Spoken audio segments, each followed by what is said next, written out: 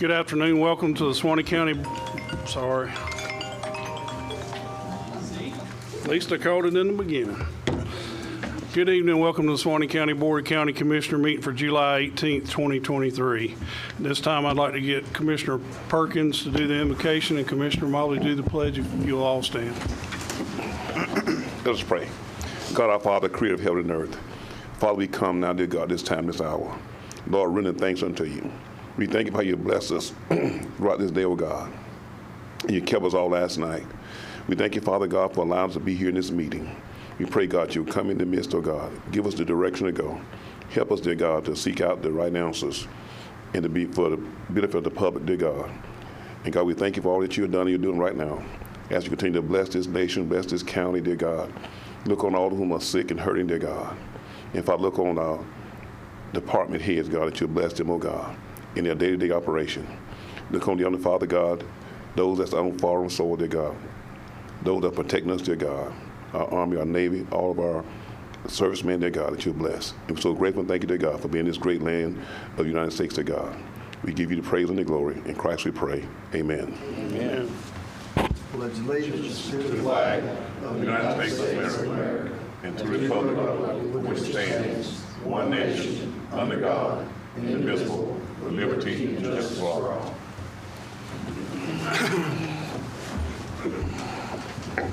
Before we get started, Commissioner Land won't be here. He was had a vacation scheduled, I think. So just everybody aware, it's only 4 board members tonight. Moving along to item number 1, approval of the July 5th, 2023 regular board meeting minutes. Is there any discussions, corrections, or a motion to approve? Make a motion to approve. Motion by Commissioner Mobley. Second. Second by Commissioner Perkins. All in favor, aye. Aye. All opposed, same sign.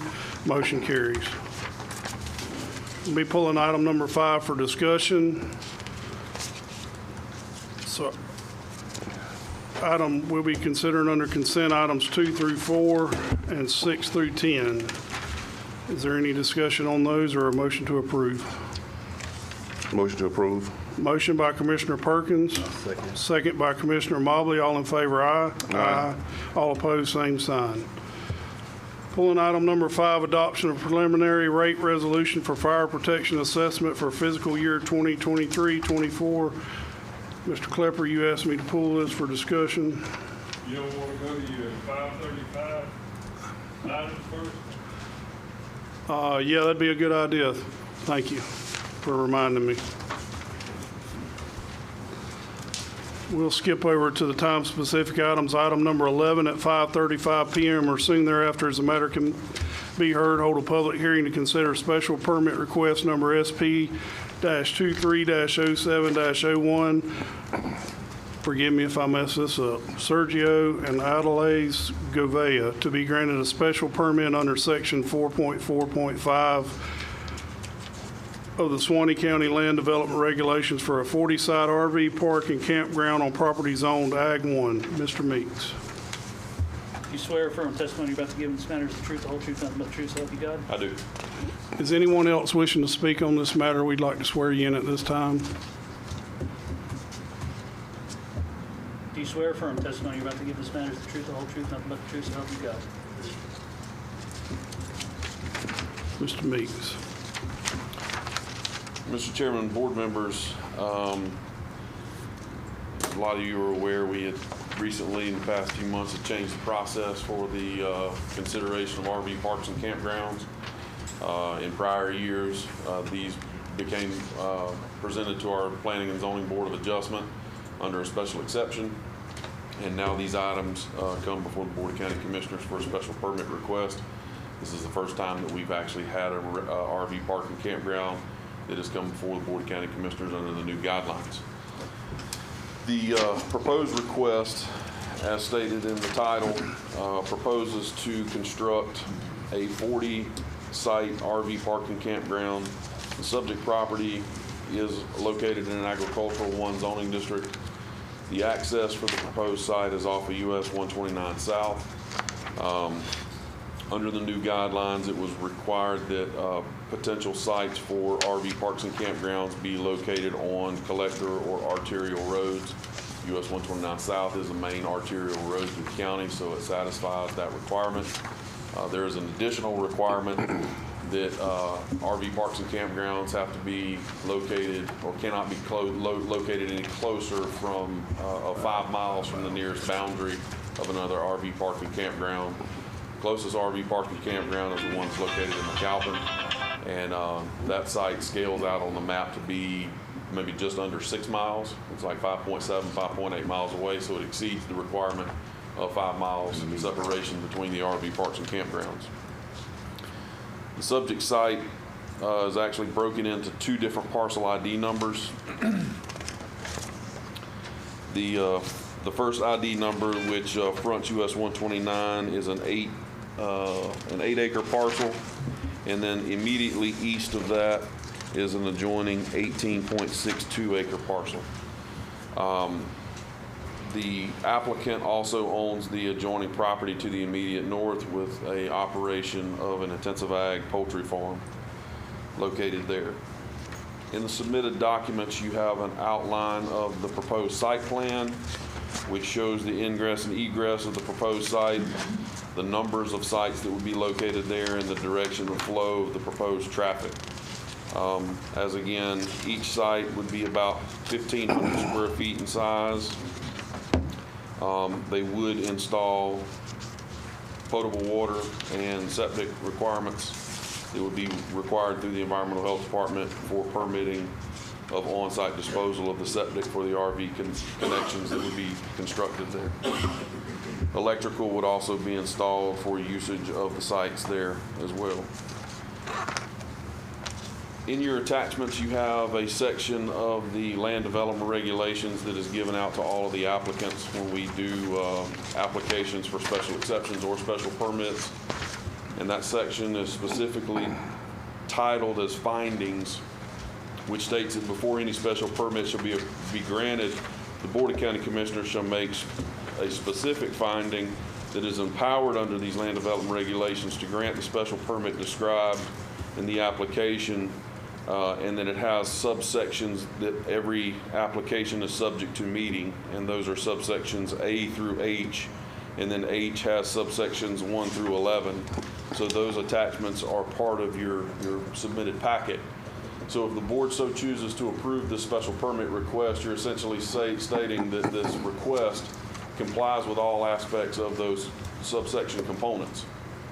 If the board were to make a motion for denial, then the board would need to cite on the record which item that the board feels that the applicant does not meet, and that would be the basis of what the denial would be made from. Prior to the meeting, had a conversation with the applicant. As Mr. Chairman had previously spoke, is that there is a 4-member board tonight, and with a 4-member board, there exists the possibility of a 2-2 tie on a vote. If there was a 2-2 tie, that is not an approval. So it's treated the same as a denial. The applicant would have to wait at least a year before they could reapply if they move forward with that. The applicant has indicated to me that they did wish to move forward with the board hearing tonight. If the board has any specific questions of me in regard to the application, I'll do my best to answer them. But the applicant is present if the board has any specific questions that they need to address with them in regard to any of the proposed operation. And with that being said, you have a proposed resolution that's submitted with the packet. As always, they're written for approval. If the board would make a denial, then that would just be made in the record of the reasons for the denial. I don't have anything else to add at this time, and I would enter the file into the record. Thank you, Mr. Meeks. Any questions of Mr. Meeks? I'm sorry, go ahead. Did you need to? I just admitted, I said it was admitted. Is there any questions of Mr. Meeks at this time? Mr. Chairman. Commissioner Perkins? Mr. Meeks, so all of the requirements have been met per the LDR, everything been met, right? The requirements of the that we went over through the submittal have been met, yes, sir. Okay. Then it would be left up to the board on the findings portion, or anyone who wishes to object to any of the requirements to object to any of those those items that are listed there. Okay. You have any concern? Well, I guess only one concern from one of the neighbors. I have not received any calls specifically as a complaint from a neighbor. We had another individual that was an interested party in the results of this about a potential project in the future. But I don't know if that individual was present or not. Okay. Thank you, sir. I did advise him if he wished to speak that he would need to come and be sworn in and present his argument before the board. Anyone else? Yes, sir. Thank you, Mr. Meeks. If we could get Mr. Gouveia to come up. Oh, I'm sorry, Mr. Moses, you wanted to speak on this as well?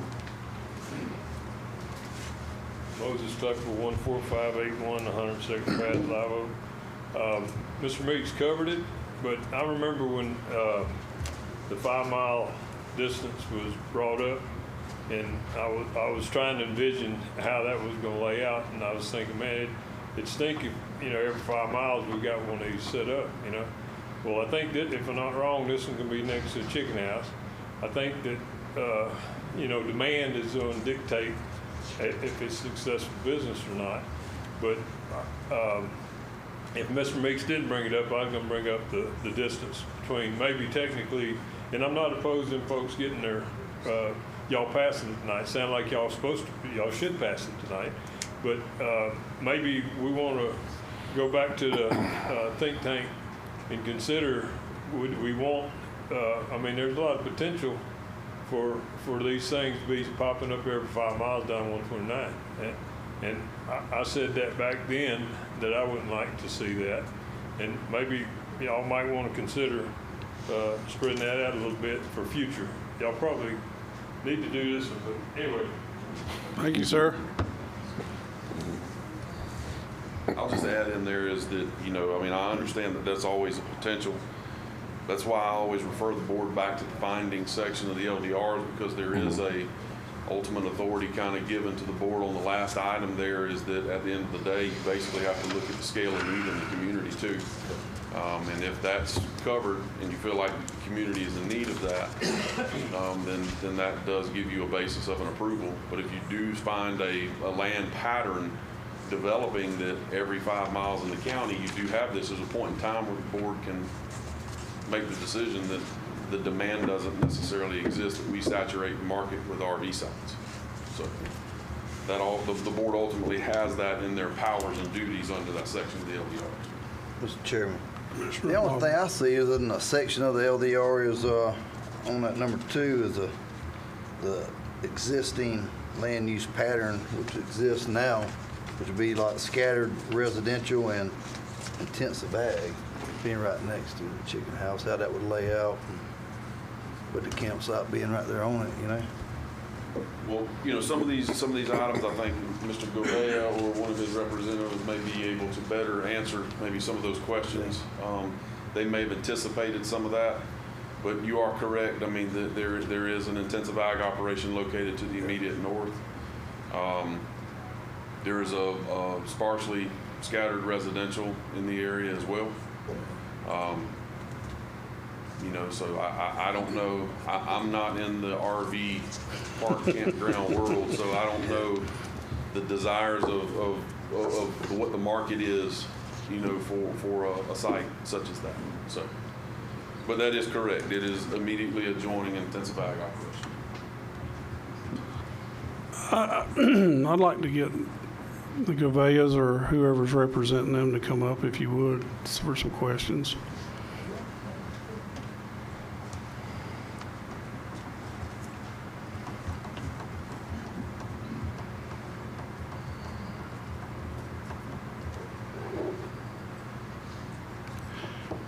Do they need to say their name and address for the record? Name and address for the They also record, need to be please. sworn in, Mr. And sworn in.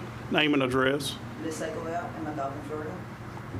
And then Sergio Gouveia, McAlpin, Florida. He's the one right next to him. Okay, If you thank could you. both raise your right hand. Do you swear or affirm testimony you're about to give in this cause is the truth, the whole truth, and nothing but the truth, so help you God? Yes. I just got a few questions. I'm not about taking away anybody's rights to do anything, but I'm just asking, is it the best thing to do to put that RV park next to that chicken farm? I mean, I worked in chickens all my life. I already know what that's like, and so I just kind of wanted to hear what the plan was for that. So I know that you guys, by the pictures and all the mapping, it shows like it's right next door, but if you look into the actual contract and all that, the 4 houses immediate to that property are no longer working. It's only house 1 through 6, which has more than enough space because it's by the main house of the other farm where they actually live. So I think the distance it's there.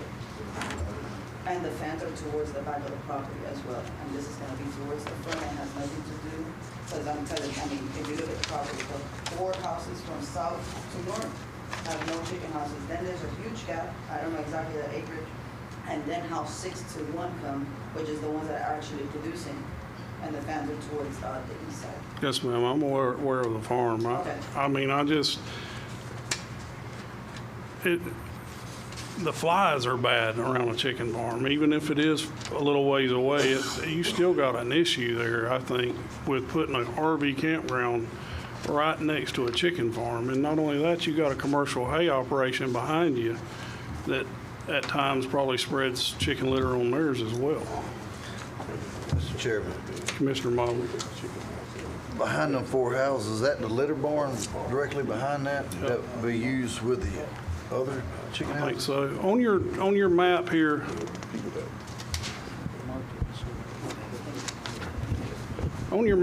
the litter barn where you store the litter, is that That's all, yeah. That's that all big the- one is the one you're using? Yeah, that's the one all the way in the back, yes. And it's behind the 4 houses that they don't use. And so it's And then behind on the front. it's behind the 4 houses you don't use. Correct. Which the side of that compost that's used is the north side, because the south side is just storage. It has, like, they don't pack it up. Yes, ma'am. And I know that the chicken houses have stinky situations or whatever, but there really is no fly situation, because the distance is there. It really is there. I don't have anything else. Does anybody? And he says that he can go ahead and put buffers as well if it's needed, to separate that as well, if that's a concern. Thank you. Did anybody else have any questions? Mr. Chairman, how you think that'll play out with you, with your business as to, being a chicken house there, you think that the people that want to stay there in your park, knowing there's chicken house there and the smell of chicken houses? I know you say you can put some buffers there, some trees, like cedar trees, something there would buffer it, but just a question. Yeah, I mean, the buffers will be in place, and the distance, I mean, it doesn't travel that, I mean, Okay. I have it myself, and it doesn't travel that much. Yeah, I don't have any, if you're satisfied, we think you can make it work, I mean, that's fine, you make it work, yeah. Mr. Chairman. Commissioner Hale? I'd like, the properties we're looking at seem to be wooded already with trees and all. No, it's cleaned clear. already. It's completely cleared Yes, already. Completely clear. Okay, gotcha. Completely cleared. Mr. Meeks, Mr. That Chairman. takes a lot of Yes, sir. buffering out, Commissioner don't it? Perkins. Mr. Meek, is there any, I know like in the city, they do have an ordinance, you have to have so many trees or greenery for the trees, is there anything in there in our LDRs that they have to keep so many trees? Not specifically for this type of usage. I mean, in the agricultural zoning district, there is not a required buffer, but as with any special use permit, and like, this is kind of one of the things the board needs to be aware about in moving forward, is that if you did approve the request, you always have the availability of adding certain conditions. And those conditions can meet the buffer requirements that are in the LDRs, which do require like an 80% opacity for a period of time. The board has the availability of saying that, you have to put in a vegetative buffer around this property that will have to be maintained in order to reach that opacity within a certain period of time. I think it's around, right offhand, it's about 2.5 to 3 years that you have in a grow time in order to reach that 80% opacity. But the standards already exist in the LDRs. It's whether the board so chooses to add them as a condition for an approval. Yeah, well, I think maybe like a landscaping, when you put in a commercial building, put in landscaping to, beautification. So I just wondered if we had to do the same with this. Yeah, I mean, it's similar because it's a buffer that is typically addressed like on a border or a perimeter of property, or Right. if it adjoins some type of residential use. But a lot of the landscaping requirements go with landscaping of parking lots and buffering That's what I'm asking around about. buildings. Yeah, that's But what, because you're going to have potential RV sites, located on a particular property, then they may do their own landscaping interior, but really just to try to protect any of the RVers that would be there, potentially you could think about, establishing some type of a buffer. okay, thank you, sir. Mr. Chairman, just to make it, if I may make something clear in terms of how it would work for approval or disapproval, just so it's clear. And what I understand from Mr. Meeks is all of the objective criteria here have been met for the granting of the permit, where the board has the discretion is in the first category is no matter what, the board's going to have to make a finding that at either yes, the exception, it promotes the health, safety, morals, order, comfort, convenience, appearance, prosperity, or the general welfare. So the board has to make a finding of yes, it does that, or no, it does not, and if not, here's why. You do have, as Mr. Meeks was saying, the option of saying, if you make these changes, then we think that it meets that standard, and therefore it goes forward with that. So I just wanted to make that clear. Is that your understanding as well, Mr. Meeks? Yes, sir. But no matter what, this board's making a finding. Commissioner Howard? One more question, and this may be for Ronald or for the attorney.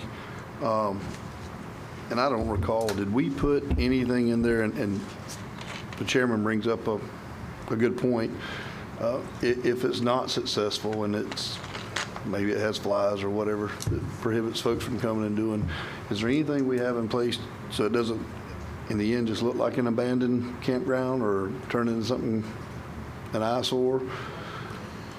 I mean, that's always a risk you run with any type of approval, because once the land use approval is given, and then they start whatever improvements that are going to be required of that RV park and campground, if ultimately that RV park and campground is not successful,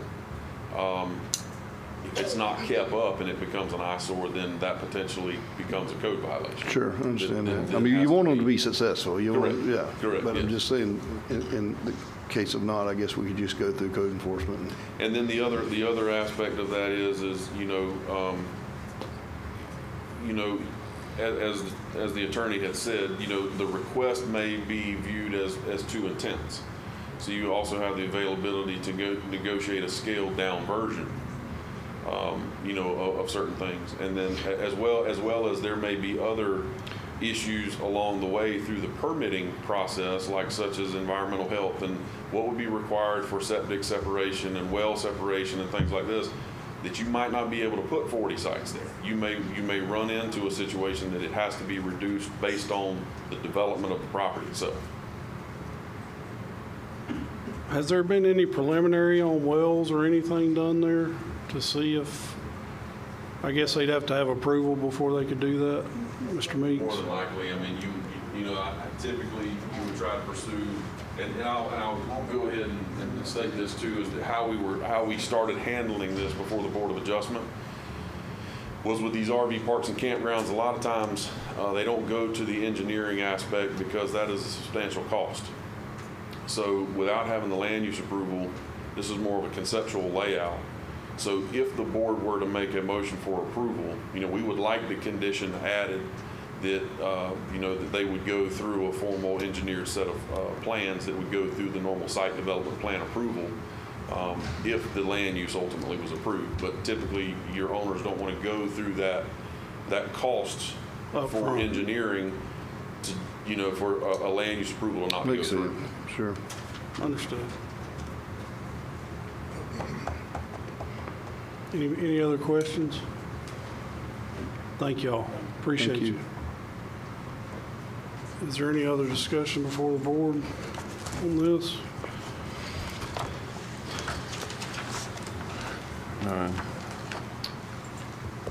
I'm just wondering, and, Mr. Chairman, Go ahead. just Mr. wondering, like, Srigo. maybe what Commissioner, or Mr. Meeks was saying about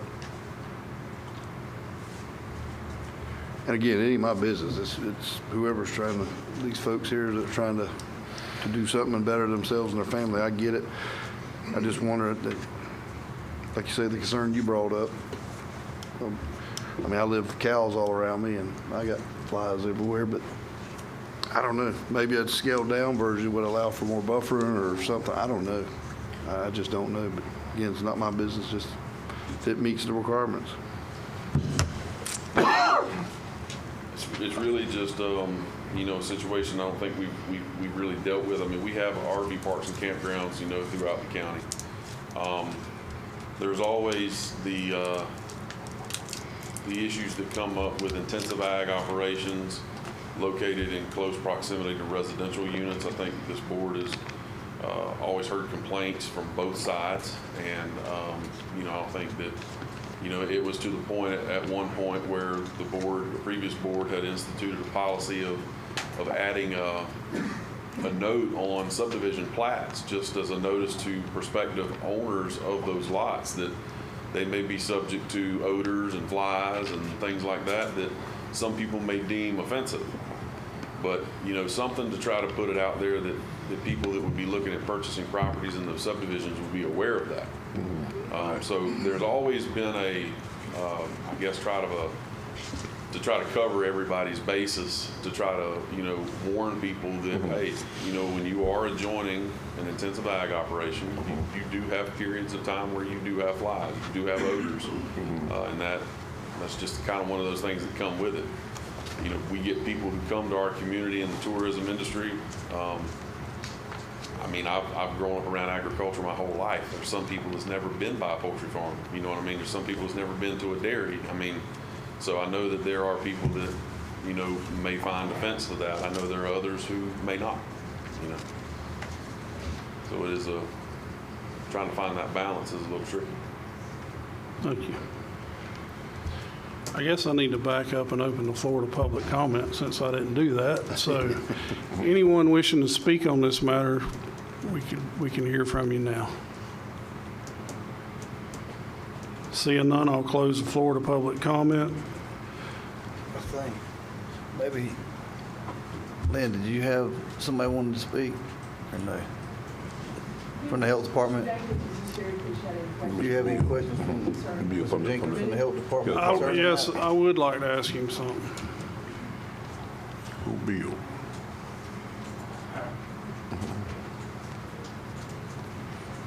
How you doing? Welcome. Peachy, you? It was great. Raise your right hand. Do you swear affirm testimony you're about to give is the truth, the whole truth, nothing but the truth, so help you God? Yes, sir.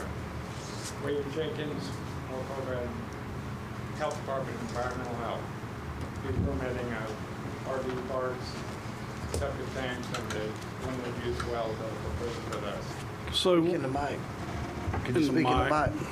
Okay. How's that? How about it? a little closer when you talk, if you don't mind. It don't pick up real good, but my question is on the, I guess it'd be on a septic system since it's out in the county like that. It'd be on well water. It'll be a limited use. It's a little better than a private well. It's a limited use system, and the proposal will require at least 4 of them, and somewhere around 3 or 4 septic systems for what you're proposing. And on that water, when you're testing that water, or do you have to test the water? Yes, sir. Quarterly. Lead nitrate, and 3-year and 5-year, and quarterly bacteriological. And have you ever pulled a sample that close to a chicken farm? Have I ever? Yes, sir. Yeah, Did it come out okay? sir. Did it come out okay? Yes, sir. Okay. Even the land spread sites. Sir? Even the land spread sites, the litter spread operations. Right. If you do it right and they are, let's say, controlled a little more than you would normally think. They just don't go out there and dump the litter on the ground. Right. And they don't pile it up and, you know, times a year and let the grass have to be out there. So you get some good uptake before it even gets down to the water table. Yes, sir. I use quite a bit of it myself, so I know all about it. That's all I had. Anybody else? But there's the preliminary drawing has some significant issues that are going to have to be worked through. Like I was talking about the engineering end of it. It might not have to go through a full engineering plan, but it'll have some significant revisions to this. Such as? Turning radiuses, where the drain field's at, where the well's at, where the utility marker's going to be, the front entrance, how big these buildings are. Let's see, what else did I have? Dumpster location. How big is the office, the bathhouse? The laundry is a real challenge, and the supply building. All of those things have to be thought through and placed adequately to meet all the setbacks. I appreciate the information. You're welcome. Thank you.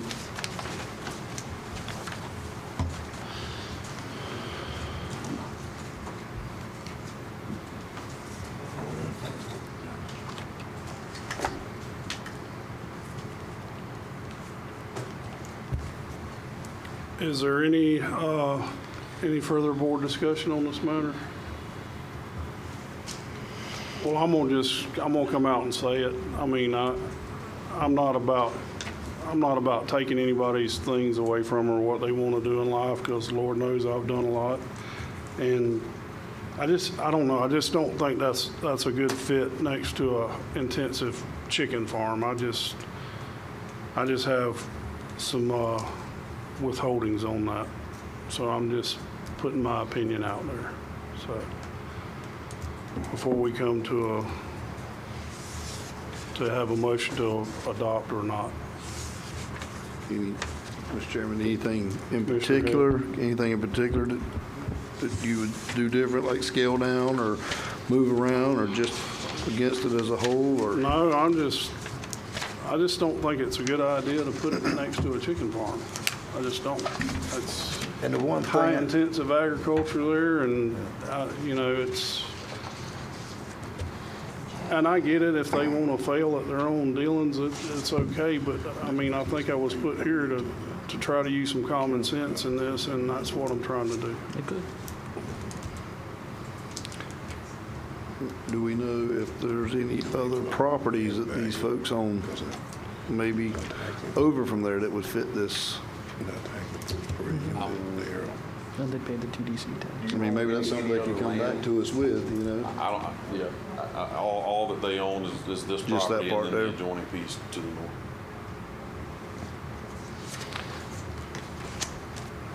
So with that being said, do we have a motion to adopt or not? I'm gonna make a motion. Just, 'cause I know you got the 4 chicken houses that you don't use, but then the litter barn's still sitting right beside the campground. Mr. Chairman, I have one more question. I guess if this is something possibly we're not leaning towards, and I know the attorney said that, he says it meets all the requirements. If we have to deny it, what would be the basis of, other than us worrying about their business, I guess is my. Under subsection H,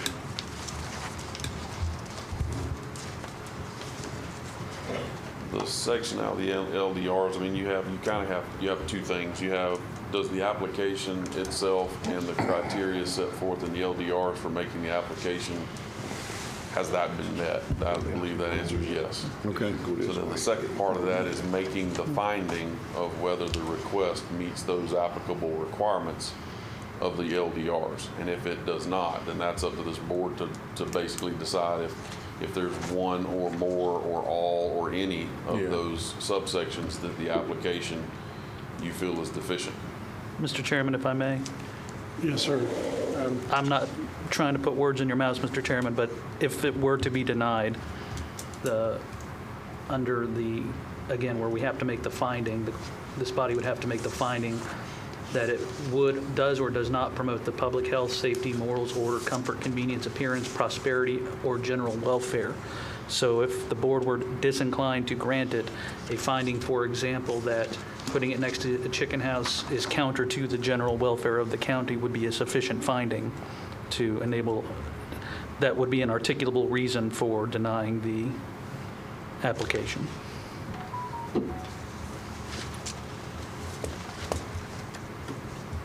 Whatever he said. And that's on the LDR, Right. number 2.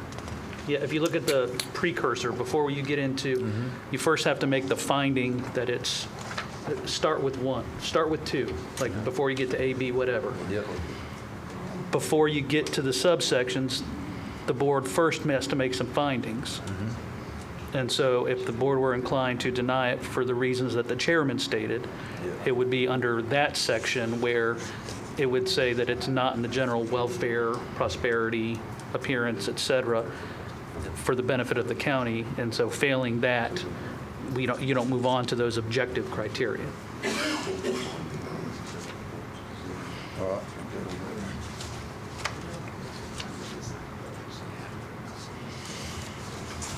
Is there any further discussion? Mr. Meeks, any further? No. I'll make a motion on just what Adam was saying about on the number 2 section of the LDR to not approve the campground, just, with the existing land pattern as it is, with scattered residential and its intensive ag. I have a motion by Commissioner Mobley. Second.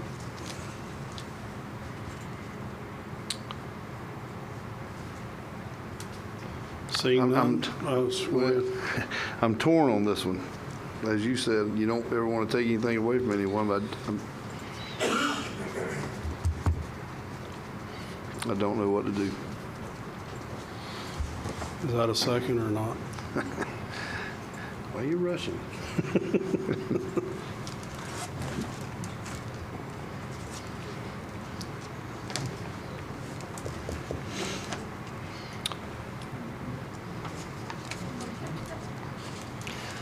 I don't know what to do, I'll be honest with you.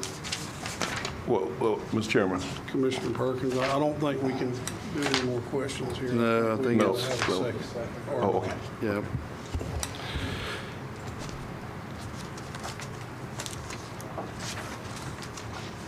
Are you done, Mr. Hale? Yes, I'm done. No second? I'm not pressing you, I'm just Yeah. asking. I'm going to second under these conditions, what I see here, because of this. I think if we had some other things in place that may set that thing a little further apart or back or away from,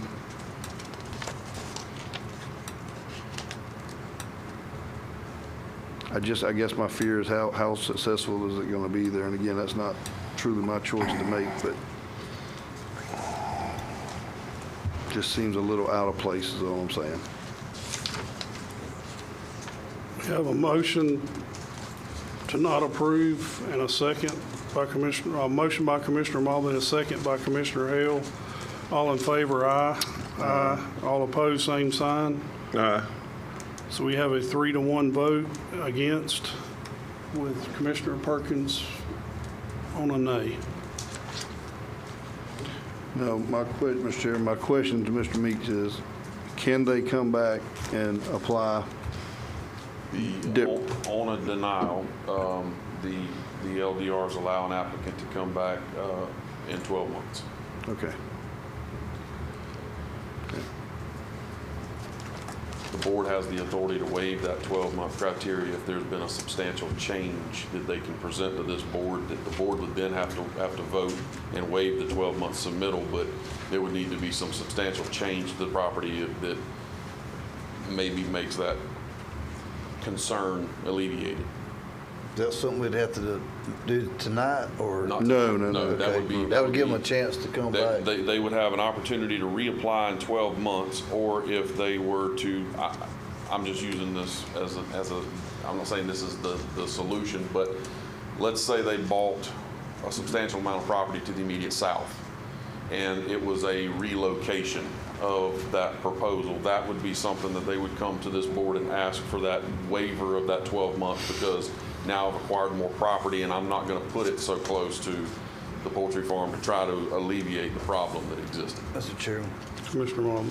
let's just put them first on the list so nobody else could come in before them to come back if they did find something. Their request has been denied, so they don't have anything in queue. So any other application that would come hereafter would be just next in line. Okay. We can't make a provision for that, or I think it'd to be give them highly time? unfair to do Yeah, it. probably so. I feel bad about it, but I mean, if that was still full of trees and had a natural, nice buffer, I didn't I realize. feel bad about it. It's I didn't not realize that it I hadn't don't been want to give cleaned. it to them. It's just, I don't think it's a good idea. Yeah.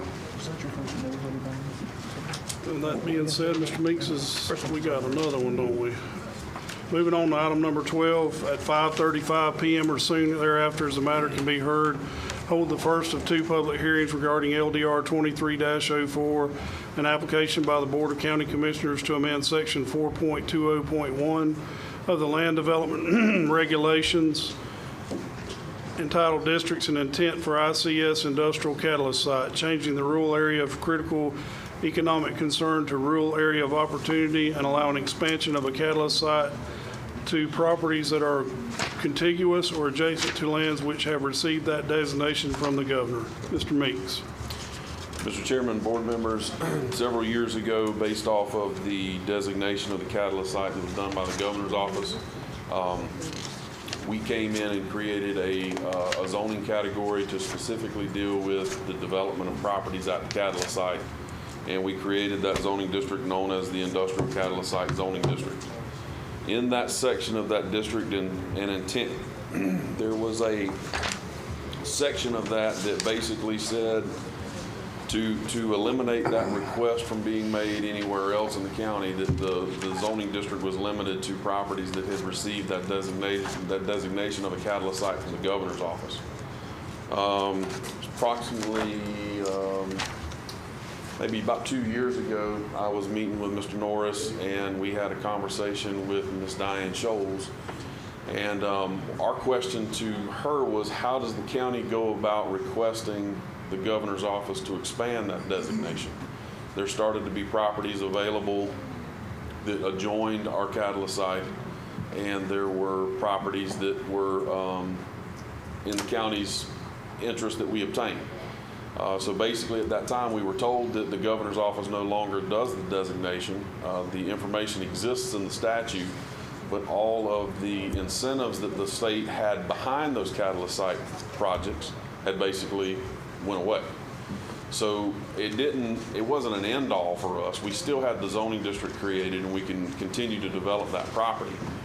But what we did is we looked at opportunities and what would be the options to include additional properties. So that would basically be like the county identifying this area, as we always have as a catalyst site, but not just having our boundaries limited to the original designation, but to be able to pick up properties that were contiguous to or adjacent to the properties that received that designation.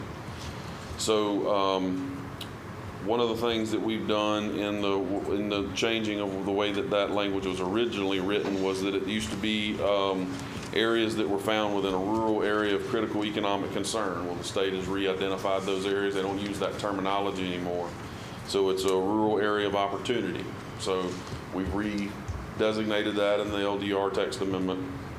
And we've also included language that takes the original boundary of the catalyst site, but also includes lands that are contiguous or adjacent to properties that have received that designation. So the county has recently acquired some properties that are contiguous to that will allow us to expand those zoning districts so that those properties can be developed in the fashion that our catalyst site is intended to be developed. So this would be a first reading of this proposed text change. Because this is a text change, it requires 2 public hearings. So it doesn't require any action of the board tonight. It just requires the opening of the public hearing so that we could receive comment regarding the proposed request. And then we'll come back before this board at one of the next meetings for proposed adoption of this text amendment. And at this time, I would enter the file into the record. So admitted. Thank you, Mr. Meeks. Are there any questions of Mr. Meeks? No. Seeing none, I'll open the floor to public comment. Anyone wishing to speak? Seeing none, I'll close the floor to public comment. And you say we don't have to vote on that, Mr. Doesn't Meeks? require any action tonight. No, sir, Mr. Chairman. Moving on to item number 13. At 5:35 PM or soon thereafter, as the matter can be heard, hold a public hearing to consider CPA 23-01, an application by the Board of County Commissioners to amend the future land use plan map of the comprehensive plan by changing the land use classification from agricultural 1, less than or equal to 1 dwelling unit per 5 acres, to industrial. Mr. Meeks. Mr. Chairman, board members, this is kind of goes along with the previous agenda item. To ultimately change the zoning designation on those properties that are contiguous or adjacent, it first requires a land use amendment first. So this amendment specifically deals with the 82 and some change acre property that the county had acquired, which was the old McCook property that is contiguous to the catalyst site. Kind of outlined that area. If you look at your map here, the black areas show the catalyst site boundary, and this McCook property is the slotted red lines that we have there to show what areas that was and that it is contiguous. But the request would be to change the future land use designation from agricultural 1, which is currently what it is, to an industrial land use category. And then once we adopt the text amendment, we'll have a zoning change that comes along with that to change the zoning to the industrial catalyst site zoning district. But we do have to have an underlying land use category of industrial to go along with that. And we have to vote on this one? This one would be Tonight. voting tonight. It's treated as a small-scale amendment. There were some, in the past year or so, there were some changes made to the statute. In years past, we had to consider small-scale amendments to be properties that were less than 10 acres in size. They increased that request to 50 acres in size for small-scale amendments, but for a rural area of opportunities, which we are, it increased it by 100%, so it allows us, as a small-scale amendment, to go up to 100 acres. So we're under that 100-acre threshold at 82 and some change. So this would be a small-scale amendment we handle locally. It doesn't have to be submitted to the state for a formal coordinated review process. Is there any questions of Mr. Meeks? Offer a motion. I got to open it to public comment. Go ahead. Did you enter it into the record already? I'll enter it into the record. Yes, sir, Mr. Chairman. So admitted. At this time, I'd like to open the floor to public comment. Anyone wishing to speak? Seeing none, I'll close public comment. Is there any further board discussion? Seeing none, do I have a motion to adopt the ordinance? So move. Second. Motion by Commissioner Hale, second by Commissioner Mobley. All in favor, aye. Aye. All opposed, same sign. Motion carries 5-0. Thank you, gentlemen. This time, I'll close public hearing. Mr. Chairman, while we're on that, there are some old house and some outbuildings on that property. Ron and Mac went out there, looked at it, and found no value for the county. I'd like to get authorization to demolish that building and any outbuildings that there's no use for. I agree. I've been out and looked at it myself, so Thank you. does the rest of the board feel the same way? Yes. And let's, if you would just vote, just to make sure we're clear. You want a motion and I a think so. second on? Is it something we're going to let staff do, or are you going to hire someone? We'll do it in-house. Okay, yeah, that's my question. So move. A motion by Commissioner Perkins to do demolition on the McCook property with any existing buildings. Yes. Do I have a second? Second by Commissioner Mobley. All in favor, aye. Aye. All opposed, same sign. Motion carries 4-0. Thank you. All right. Back to item number 5 on the consent agenda. Adoption of a preliminary rate resolution for fire protection assessment for fiscal year 23-24. Mr. Moses, you had, and name and address, please, sir. Moses Klepper, 14581 102nd Path, Live Oak. Man, this may be one of the more controversial ones I've come up here on. Don't feel good doing it, but I feel it needs to be done. I was at that school board thing. I was listening to that, got in tune with all of it. I was here when the workshop for this specific item, and what's confusing me, and it's been confusing me ever since I got here in this county, I don't see, I mean, I'm from the private sector. I've never worked for a government entity. So I know, I mean, it's just kind of commonly accepted that, you know, the government runs fat all the time. You know, just waste going right and left. And it's kind of just generally accepted and laughed at. Well, I don't find it funny. You know, I feel like, I mean, we got, is it around $10 million, the fire budget? And by no means, of course, Chief Hand gets up here and he throws out them fear tactics, and maybe he ain't doing it intentionally to do that, but that's his last resort thing he throws out there. You want your grandma or child dying from a fire? You know, of course not. And nobody in this room would. Nobody. I'm sure they wouldn't be in this room. You know, but there's got to be some sort of, you know, this is a poor county. Average salary here is less than $30,000 a year. You know, it's a poor county. I did a little bit of, and this is just stuff any of y'all could look up on the Mr. Google. You know, I wondered what our neighboring counties is doing. Well, we have one fire department for every 40 square miles in this. Let's see, this 689 square mile county. All right, one fire department for every 40 square miles. All right, the next is Gilchrist County, has one department for every 58 miles. All right, the next would be one department for every 64 miles in Hamilton, and the next would be one department for every 77 miles in Madison.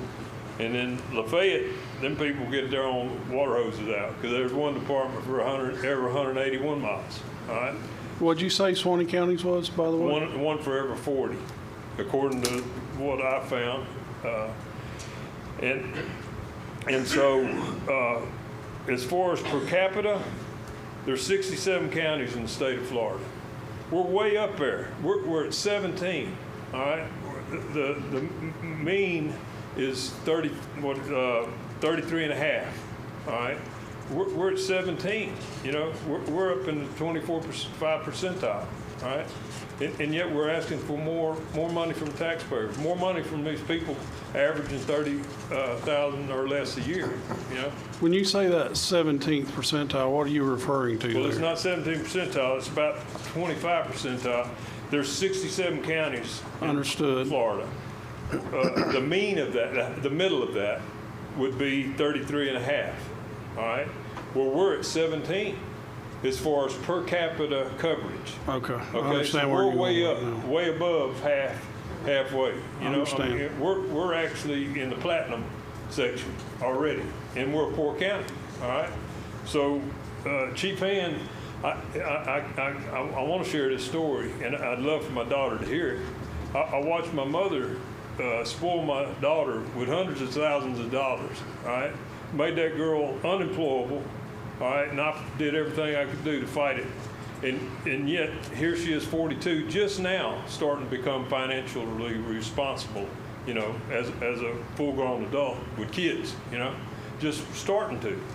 She's like a 17-year-old. And I kind of compare that to what's happening with Chief Hand, you know. Not maybe, I don't know his childhood and all. I'm talking about as a department head. I've been here 3 years and I ain't seen him told no yet. I did a little math, and the math that he provides, and I'm not being offensive to the department or anything. I don't want my house burned down, but I suspect that if it ever catch on fire, I'm on me now. You know, I ain't gonna look for much help. But the thing is, the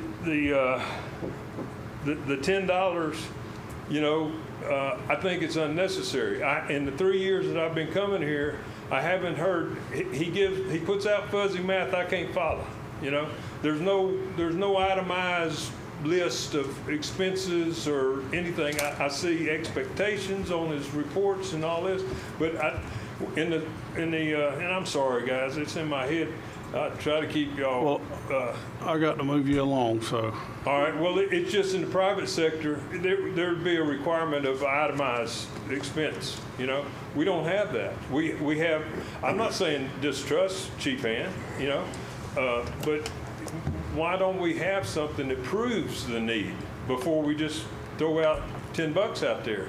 The way I had it figured, it was $6 and about for what he was asking for, we were needing, well, less than $7 increase, and he was asking for 25.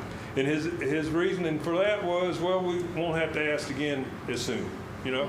And that ain't good for me. That ain't good for the people on fixed incomes that I shared one time. I think eggs come down, but there's still people that, you know, don't have a lot of extra money.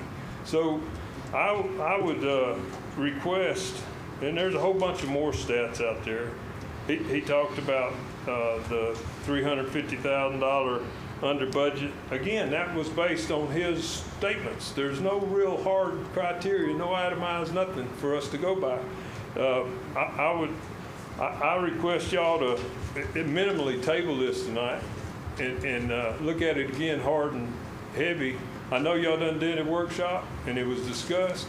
I lost a little sleep on it. That's why I'm back up here, you know. I really don't think it's fair to the taxpayers.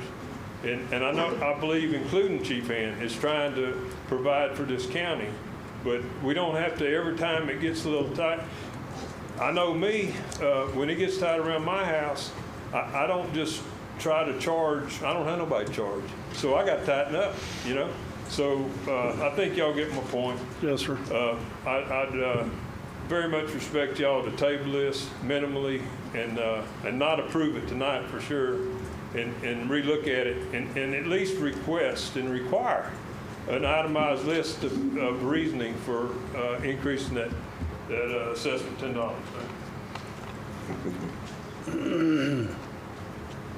Name and address, please. Bo Hancock, Williams Road, Live Oak. His whole argument is good, but ridiculous to me. He's talking about 0.027 cents per day. If you look at the $120 assessment currently, that's 33 cents a day for every resident. It's going to go up to 35 cents per day. And they do more than put out fires. It is a fire rescue department. And as such, you've got the medical side of it. The only closest other medical that we've got is an ER that ships everybody to another hospital. At least we've got something, some first responders to get out there and maybe keep us alive to get us to this ER. So all I want to say is, I mean, to me, we're talking pennies. Thank you, Mr. Hancock. Thank you, Mr. Booth. Anyone else wishing to speak on this? Seeing none? Oh, I'm sorry.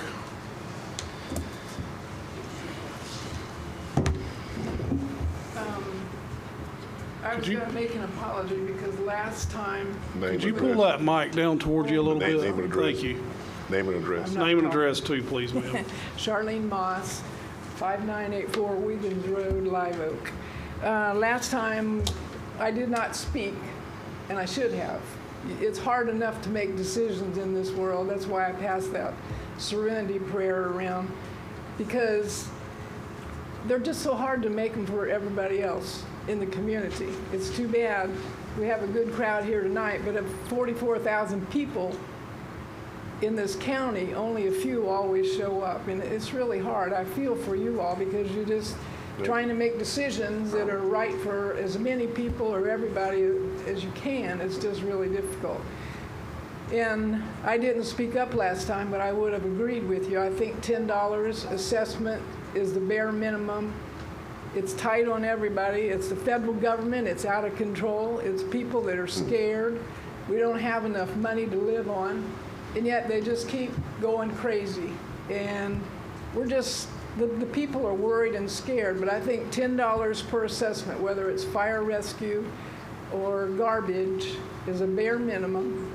And I think we can't afford to run the county in the red forever. We have to bite the bullet. We have to make changes in our voting. We have to try to do better at what we're doing.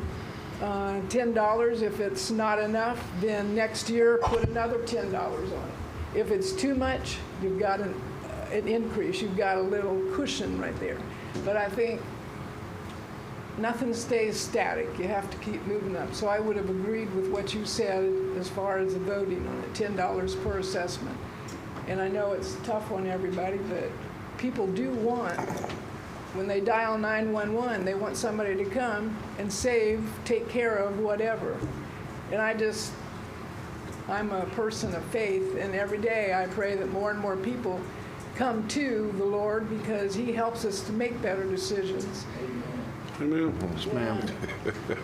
And unless we think on it and do what's right and call on Him, we just need to learn to do better for ourselves and not be so complaining all the time and not say, it's not my fault, I'm not the one to blame. Well, we all are.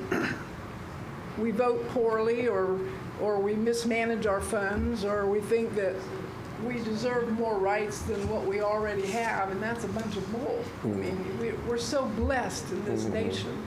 And unless we start doing better by ourselves, and it begins with voting locally, people come into these type of governments where I have learned so much. This is such an educational situation, and I think that it begins in the home, civic responsibility, and we seem to have lost it. Our children should have been taught. I had civics when I was in high school back in the 60s.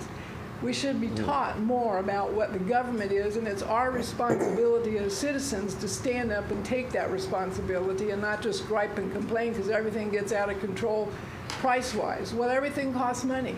It really does. But when they don't allow the federal government's cutting back on all the things that we're used to using, gas and things like that, it hurts. It hurts everybody. But that doesn't mean that life stops in our homes on a daily basis. And even if we can't afford it, I might have to go out and get a job, and I'm in my 70s, just to try and keep things afloat. It just depends. That's all I wanted to say.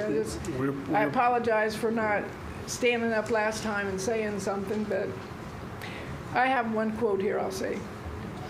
This is from Joel Osteen. It says, "Our faith is what activates the power of God. And God is where He created us, and He's the one who directs our lives. And if we talk to Him more and more than what we ever have, we seem to have abandoned Him. This nation was founded on faith in God, and we have let it slide because we didn't want our children to have it so rough. I've watched a lot of World War II movies because of my husband. He was in the service. And it's really educational to see what they gave up and the hardships that they had to go through. And they didn't even know if they were coming home. They were maimed when they came back. And the ones that came back intact had so much emotional trauma that it's like, if we can only walk in their shoes for a little while, we would be so much more appreciative of what we have in this nation. And we are so blessed, and God has blessed us so much, but we've turned our backs on Him. Until we turn back to Him, we're going to lose everything we have. And so I pray every day that more and more people find Him and that we make better decisions and that we lead our lives better. But I agree with you on the $10 assessment on both parts. Thank you. Thank We you very appreciate much. your comments. Thank We you. truly do. Thank you. I think you're doing an absolutely wonderful job, and like the other card I said, shine on. Yes. You're doing excellent. And we thank Thank you you. for that. Name and address, Mr. I gotta Commissioner. give my name and address. Yes, sir. Just because you said so. Yes, sir. Clive Fleming, 206 Lewis Avenue Southwest, here in Live Oak. I just couldn't let this moment pass because of Ms. Moss and Mr. Hancock. I was blessed to be born here all my 66 years. 5th generation.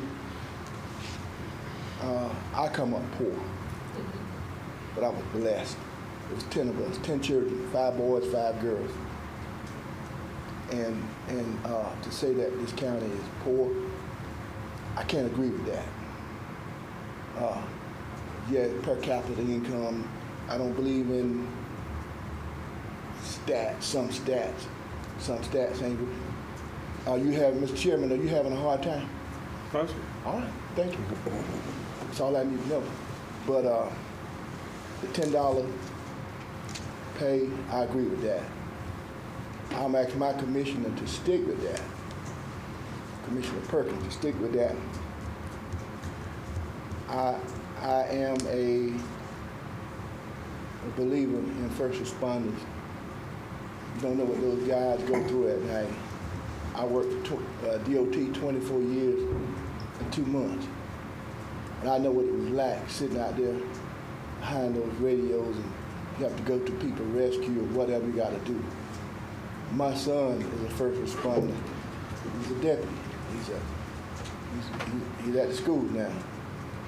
But to see these guys come out when my mom was sick or family members were ill and they go out,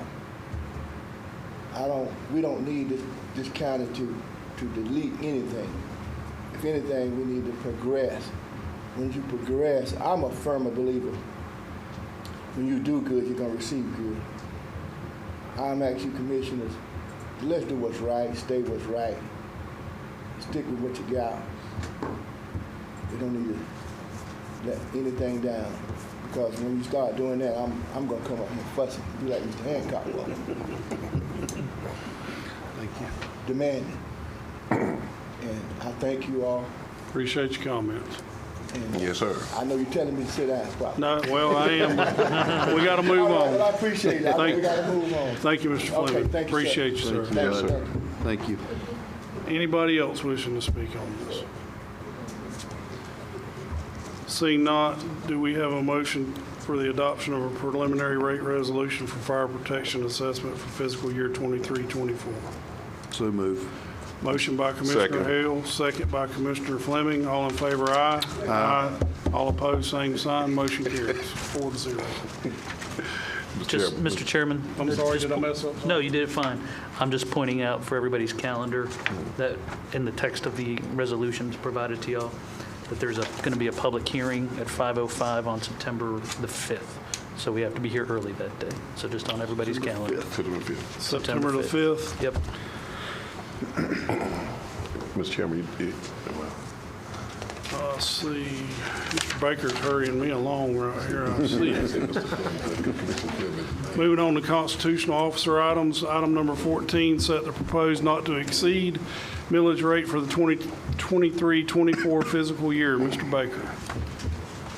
I'd say, Mr. Chairman, tonight is the night that you'll need to set the proposed millage rate for the 2023-2024 fiscal year. It's the gross taxable value for Suwannee County for this year is $2,525,820,506. Each mill would generate approximately $2,525,821. The rollback rate for this year is 8.2763 mills.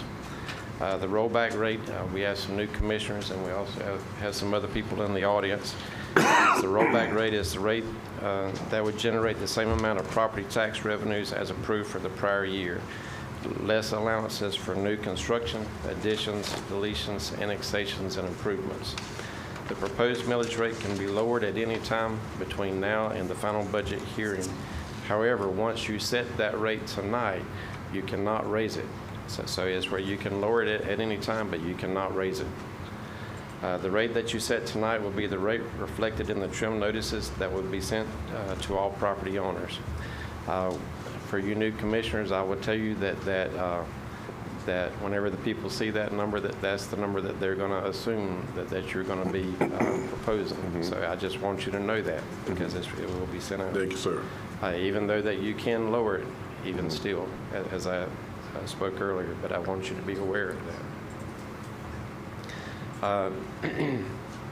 I do, in working with Nina and Keith a little bit on the budget, and I know Greg and his staff and all the other constitutional officers, I want to make you aware of a few things that you're going to be facing in your budget for this year. The insurance is going to be going up about 5%. It's where there were legislative changes that are going to reflect the FRS increases in the retirement. It's where that your Medicare nursing home costs are increasing about $57,000. And this year is where that probably the biggest one is you have about $48 million in grants. Now, I will tell you, this past legislative session, the legislature made it possible for the fiscally constrained counties. It's not required on some of the loans or on some of the grants. It's where that the match that had been required is no longer required. However, I will tell you that they also made another change with some of the grants were able to be you're able to be given the money up front. I will tell you that you need to be careful with some of that, because we are still responsible for the funds, and if the funds are spent wrongly, if we were to get to the end, it's where you just need to be, I would caution you on that. And I had spoke to Nina about that as well, and she was also in concurrence with that. So I just want to make you aware of that. But it's where that there are other grants in which it is still a requirement, both that you have a match and also that you have to front the money, and then they pay you back in stages. So it's where that until you recapture the money from those agencies, you're on the hook and you have to float those funds. And $48 million is a lot of floating. So I want to make you aware of that.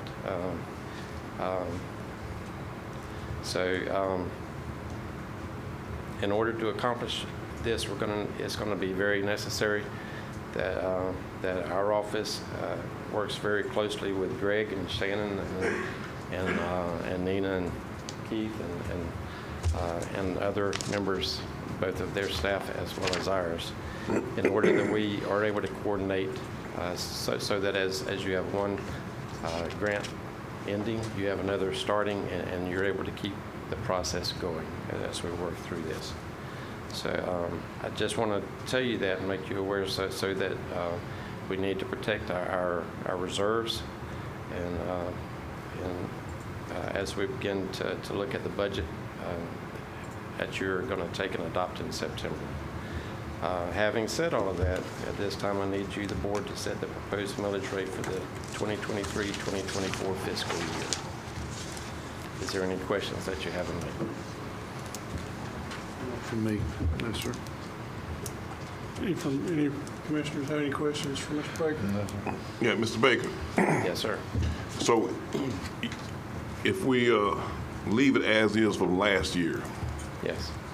and you're saying here to roll it back at we could roll back to 8.25, 8.2. If you roll it back at 8.2, it's going to give you the exact same We had last amount of year, money. right. But I say that with the exception of the new growth and stuff that I mentioned, and annexations and those Right. things. But I would caution you in setting it at the rollback rate, because it's where you do have those additional costs that I mentioned with the Medicare cost as well as. Right. So you leave it at that, at the present rate, the meal at 9. Then we have somewhat of a buffer, about maybe a meal and something, right? I think if I'm looking at It doesn't give you a full meal. It would give you a difference of $1,736,539. And leaving that at 9. So then that will kind of give us the ability to be able to cover those expenses for the Medicaid, for the nursing homes, and increase for the salary increases and, Well, yes, and adjusting, if there are adjustments that you're having to do because of the minimum wage. yeah, it's going up, so we'll be, yeah, right. Correct. Okay. But like I say, at the end, you can always take and lower it if that's the way the board chooses. But once you Right. set it tonight, it's where that you can lower it even still, but it's where you cannot raise it. So. Right, so, just- okay. So then that way we'll be able to keep a balance of, I know we're saying we're getting a grant of the 48 mil, but you're cautioning us not to be too zealous in spending because we got to keep a balance. And that's what I'm hearing you saying, keep a balance with the fund that's coming in from the grant. We don't want to spend some and then we don't have the grant money in yet. If you're not careful, it's where that you can Wind up here. you can have too much money going out Okay. before you have the money coming back in. Yes, sir. So I just want to make you aware of that. Okay. I'd say, Mr. Chairman. I just want to say, Greg and Shannon and the rest of the staff did an awesome job, as well as your lobbyists, in trying to secure these grants for you. But I just want you to be careful as you move forward, so that you don't lose out on some of the following grants. Commissioner Lyon. I'm gonna take the advice of Mr. Baker here, and I'd like to make a motion just to leave it where it's at the 9. At 9 mils. Yeah. Have a motion by Commissioner Motley to leave the Second. millage rate at 9 mils. Do I have a second? Second. Second by Commissioner Perkins. Is there any further discussion? No, sir. All in favor, aye. Aye. All opposed, same sign. Motion carries 4-0. Okay. One more thing, we also have to set the time, date, and location for the Workshop, for the budget shop. tentative and final budget hearings. Final budget hearing. Yeah. And I think he had that set for September 25th at 5:05. September 25th. It's a tentative, we have set for September 7th at 5:05 in the judicial annex here. September 7th, you said, Mr. Chairman?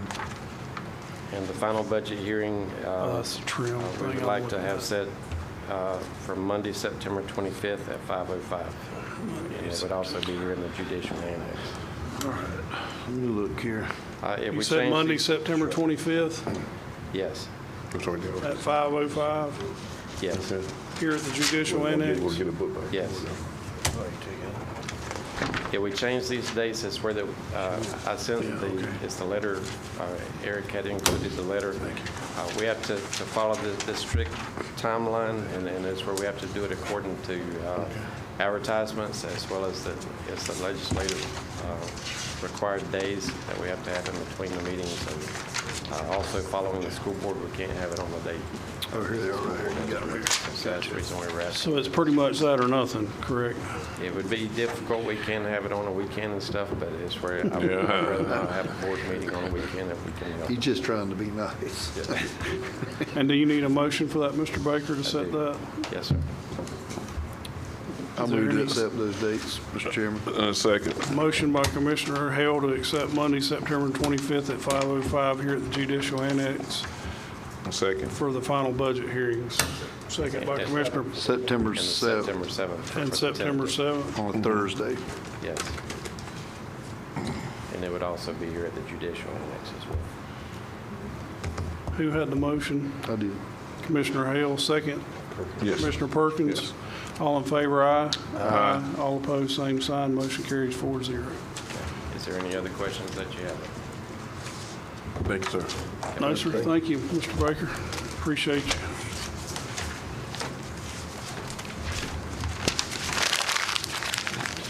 Are there any staff items at this time?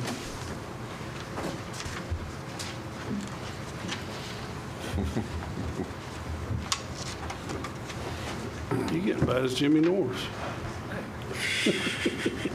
Trying to come up here and get some of Jimmy's money. Yeah. Talking Denied. about economic development at the Parks and Recreation Department tonight. No, but just real briefly, I'll be brief, I promise. quick update, staff report. Want to brag on our staff first. Just it's a long, hot summer. We're coming to the end of it, but just a couple numbers. We had our 2 baseball tournaments, 4 days, 44 teams in one, and 11 teams from around the north part of the state in the second tournament. Great turnout, beat the rain, lots of compliments just about the facility, about the town of Live Oak itself and our community. So summer camp, we're in our sixth week, 70 kids a day over at the middle school. God bless them. I don't know how they do it. She's a school teacher all year, and then she comes out in the summer for more punishment. But Sue does a great job. And talk about economic development seriously for just a second, but we do employ some part-time summer jobs for some kids. Brag on Shannon's kids.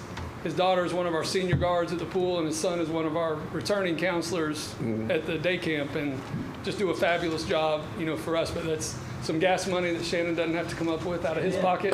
And but no, you know, those kids and those parents, they're coming to town, they're making some money as employees, they're learning about life and those some responsibility, hopefully, and those sort of things with our part-time staff. The swimming pool, 160 kids went through swimming lessons through 8 sessions. Swim team is in Baker County today. They're fighting the rain and the heat out there every day at the pool. Public swim sees about 700 or 800 kids a week, you know, at the pool. Knock on wood, no incidents.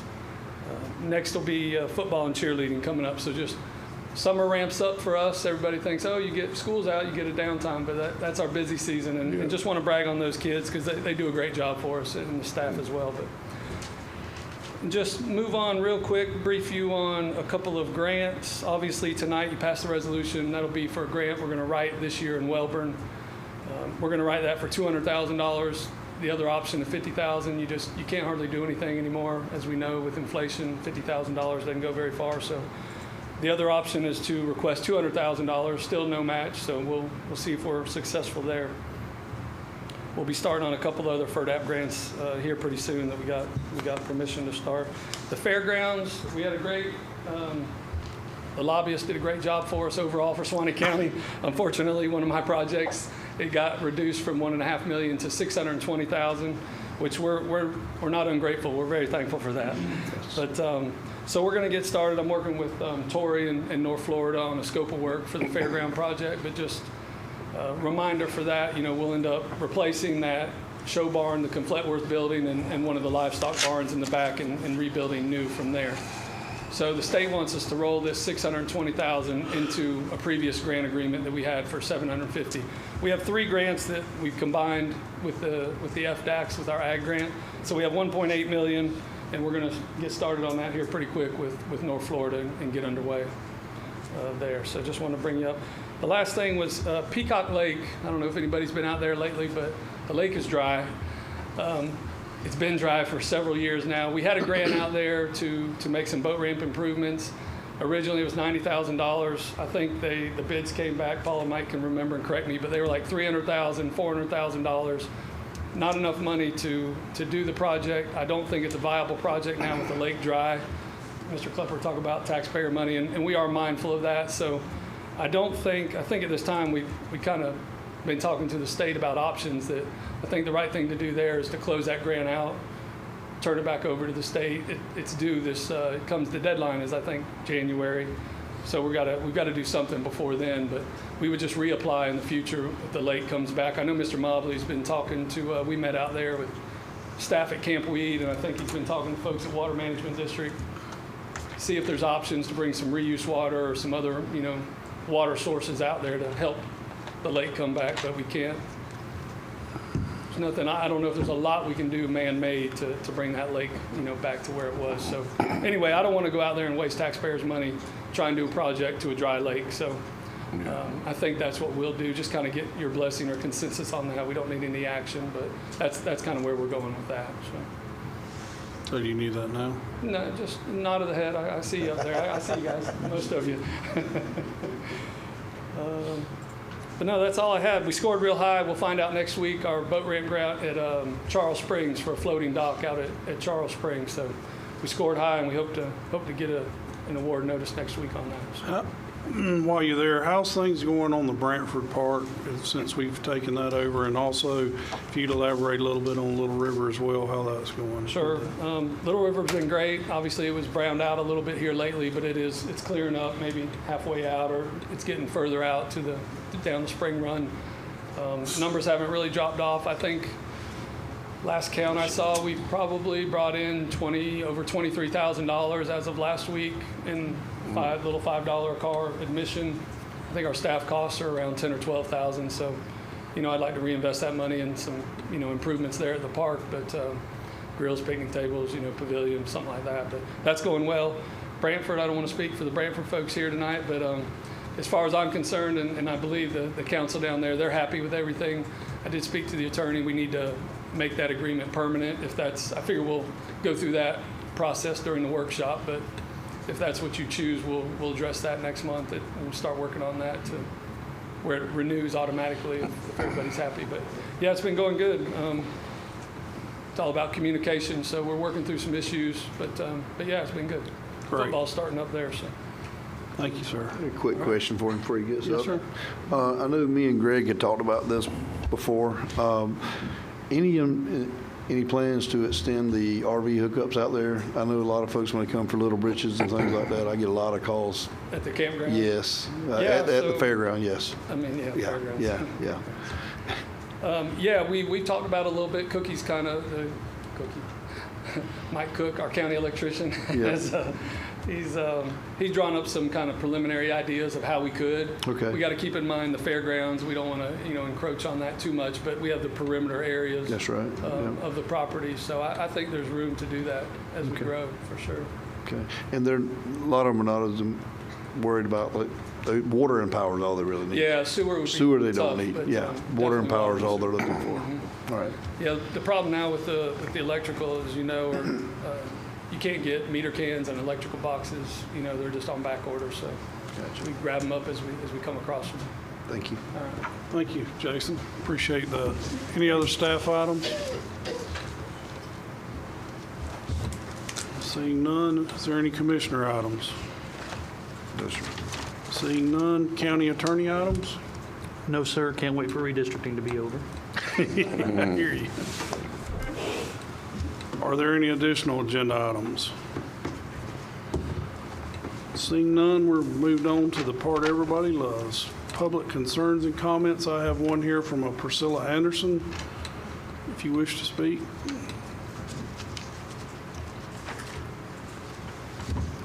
Name and address for the record, please, ma'am. Good evening. My name's Priscilla Anderson. I reside at 15821 41st Road, McAlpin, 32062. I had emailed you about the upcoming budget and had some suggestions and hadn't heard back from you. I want to ask for some extra funding towards the zoning department and also for the sheriff department. Both departments do a very good job, but I feel like with the increase of population in this area that we may need some extra funding towards that, if I could please. Also, impact fees. I wanted to talk to you about that. The new buildings that are being built here for businesses, are you all charging an impact fee for that? Because they do cause the infrastructure to need additional work towards, like roads and schools, sidewalks. Do y'all charge? Well, correct me if I'm wrong, anybody. We do a sewer and a water tap fee where we have utilities, but other than that, I don't think we do. Just their ad valorem tax. Ad valorem tax. Which is based on the type of business, maybe the machinery in that business, things that way, different ways of taxing it that way. So you call them impact fees? You call that? No, it's just their ad valorem taxes. Okay. All right.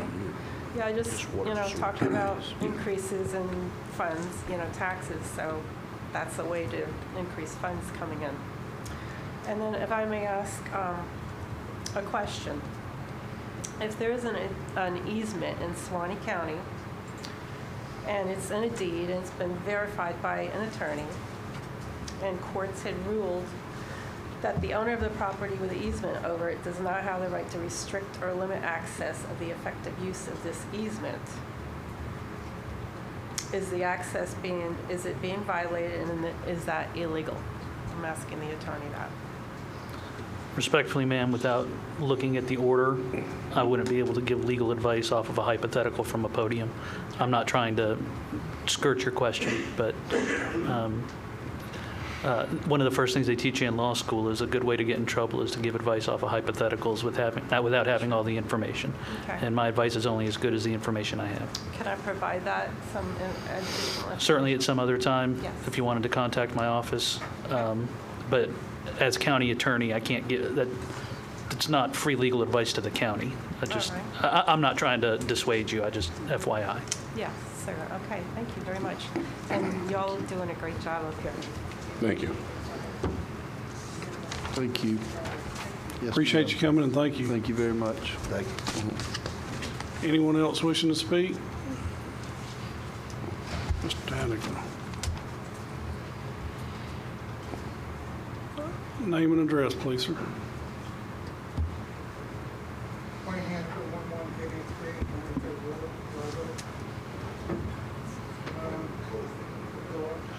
Push the little button, there you go. There you go. There you go. Pull it closer to you, Mr. Tannigan, if you don't mind. So Mr. Hancock and I have decided that every meeting, we're going to ask a question that hopefully we can get some answers that we haven't heard in a long time. So my goal tonight was to ask about Truly. Are they really coming, or are they not coming? I know that that was going to produce about $2 million of revenue for the county per year. And if they don't, then that could have an impact on your budget. And then has the sewer and water been completed to the site? And when do we have to pay back the $750,000 that they lent us? I know I'm throwing questions out there, and if you don't have the answers, I can wait till the next meeting. Jimmy's coming up. We just had this conversation not too long ago, Jimmy and I.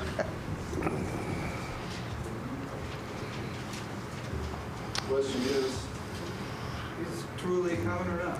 As per my last conversation, yes, sir. Is the water and sewer complete? Yes, sir. I believe it is. And then the last question is probably you won't have the answers. 9/23 is when we have to start paying it back. I'm sorry? 9/23 is when we have to start paying it back. September. We have to start paying. Yes. $750. The 750 or 75,000 a year for 10 years. So if they're not here by that time, we'll be paying back and not getting any return from Well, we'll have to, since we had a short notice on information, we will get that complete answer. it. Okay, that's fine, and we can do that next time. Right. And I apologize, I sent something to you this We afternoon. also have phone numbers we can call too.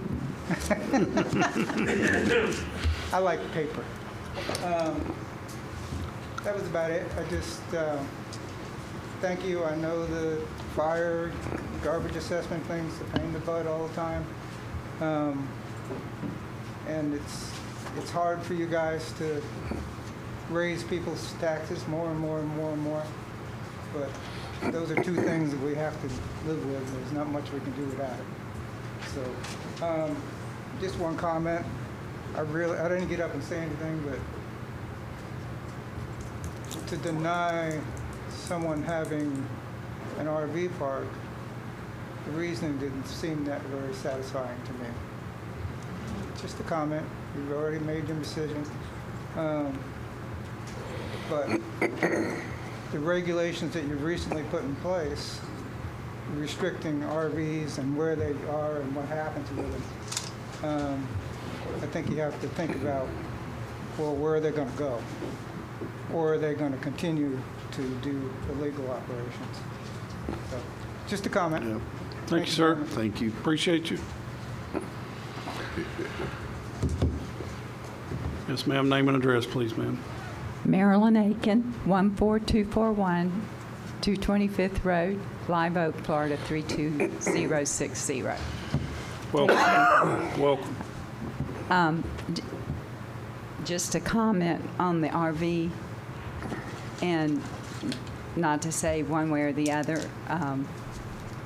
but my thought was, if people are coming in to use those RV parks for a short time, they're well aware that Suwannee County is rural and has a variety of smells throughout that we're known for. And where that RV park would have been located would be near springs.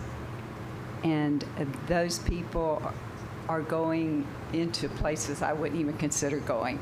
But I know that we just at our church just had a conference, and they were looking for RV and places. We had people coming from North Dakota, Virginia, New York, California, Texas, and looking for a place to stay, had asked if there were IV to be at the conference for our church.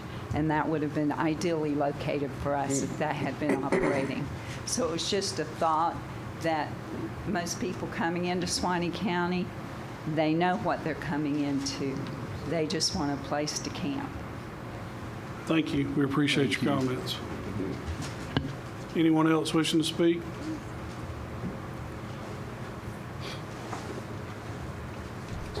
You've already had your one chance to the podium tonight, This sir. is a different topic, sir.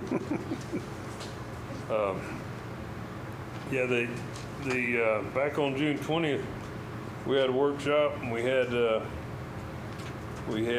regular meeting. And all I want to tell you, though, on those applicants for that, not to debate or nothing, but I think y'all very well may have saved those folks a lot of heartache and money by declining that. I think that there's a lot of tourists come here that's not aware. I agree with what she just said. There's some maybe, but anyway. I like that y'all told them what y'all told them too. If they changed something, I think the attorney did, they go on down, buy another piece of property, come on up with it, and they could have their business. I like that. Y'all had an alternative. But on June 20th, we had a workshop, and you know, there was a lot of stuff. Well, there was 2 items pulled from the workshop agenda, item number 6 and item number 8. I ain't heard it brought back up, and there was a lot of it on that I was real interested about. We haven't, it's coming on another workshop. We just didn't get time to cover it at that workshop. It will be moved forward to the next workshop. Okay, and then on the regular meeting, item number 6 was pulled as well. Is that coming back? Refresh my memory. That was on benefits and descriptions of. It's We're coming working back. on that too, Okay. yeah. Good enough, thank you. Thank you, sir. Anyone else? Seeing none, move on to the administrator's comments and information. Mr. Scott? Just Barry touched on it. We have plan on having a slight increase on our insurance for health insurance for the employees.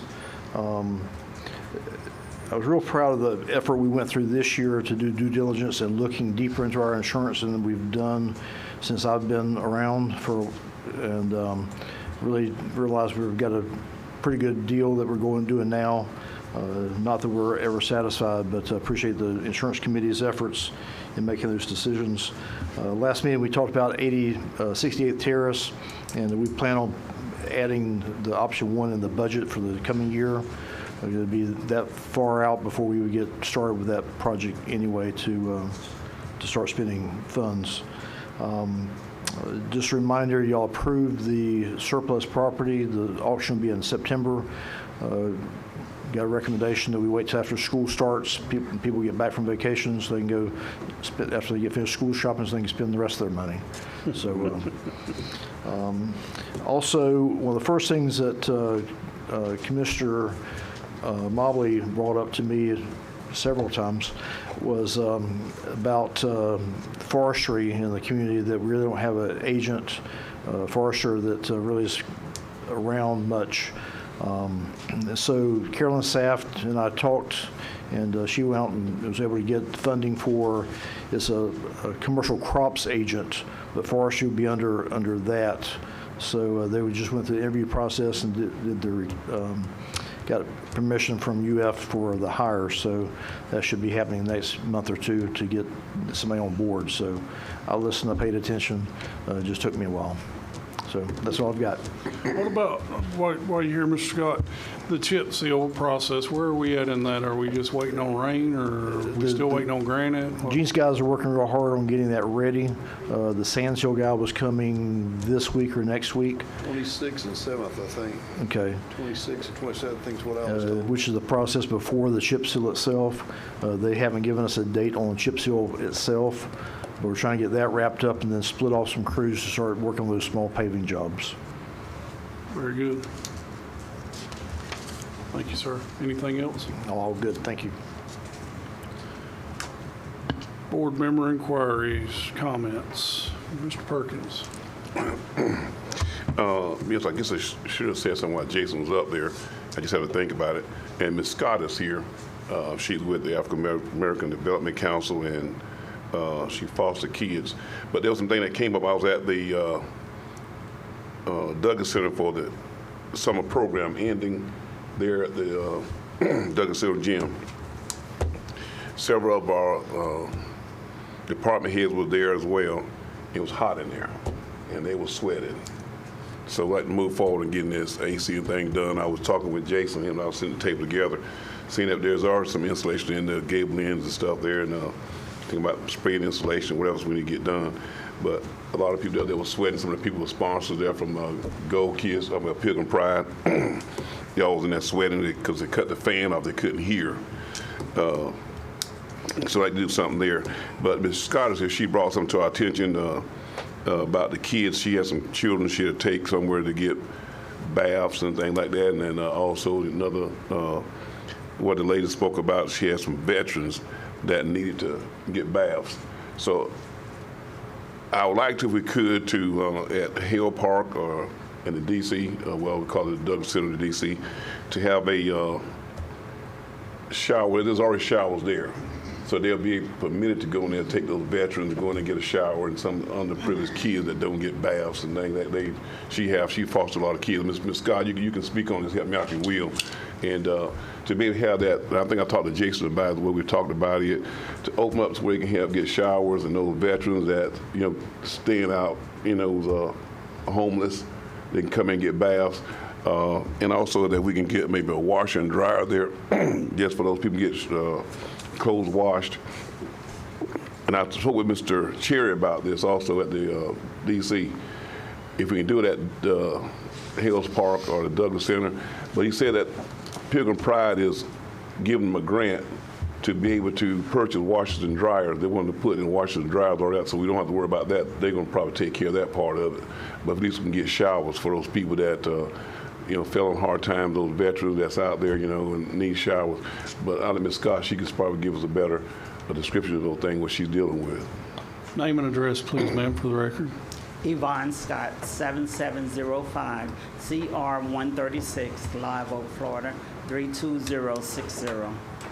I am a foster parent, so I'm a caregiver. I do therapeutic foster kids, and there are times that we get, as foster parents, get calls that there are foster kids that are out there that don't have nowhere to stay for the weekend.